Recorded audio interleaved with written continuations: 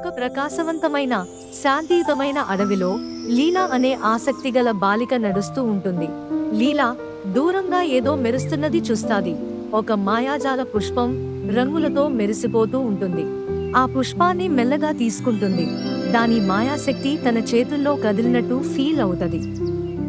లీలా కళ్ళు మూసుకుని నాకు ఓ కొత్త మెరిసిపోయే బొమ్మ కావాలి అని కోరుకుంటుంది.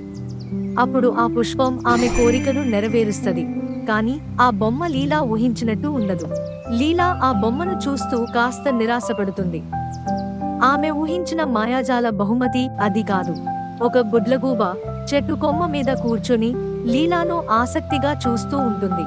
గుడ్లగూబ మాట్లాడుతూ లీలాకు నిజమైన మాయాజాలం కోరికల నుంచి కాదు, దయ నుంచి వస్తుందని నేర్పుతుంది. లీలా గట్టిగా ఆలోచించి తన కోసం కాకుండా ఇతరుల కోసం మంచి కోరిక కోరాలని అర్థమవుతాది. ప్రేమతో నిండిన గుండెతో లీలా ఇతరుల సంతోషం కోసం తన కొత్త కోరికను కోరుకుంటుంది.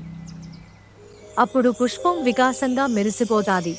అడవి రంగులాగా మారిపోతూ జీవంతో సంతోషంతో పూర్తిగా వికసిస్తుంది. లీలా ఆశ్చర్యంతో చూస్తది. అడవి సంతోషంతో నిండిన జోష్గా మాయాజాల స్థలంగా మారిపోతుంది. గుడ్లగూబ లీలా వైపు చూసి నవ్వుతూ ఆమె దయతో కోరిన కోరికకు గర్వపడుతది.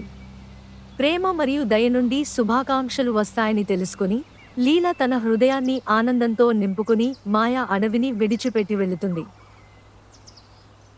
Hi friends, thanks for watching. Don't forget to subscribe to our channel for more magical adventures.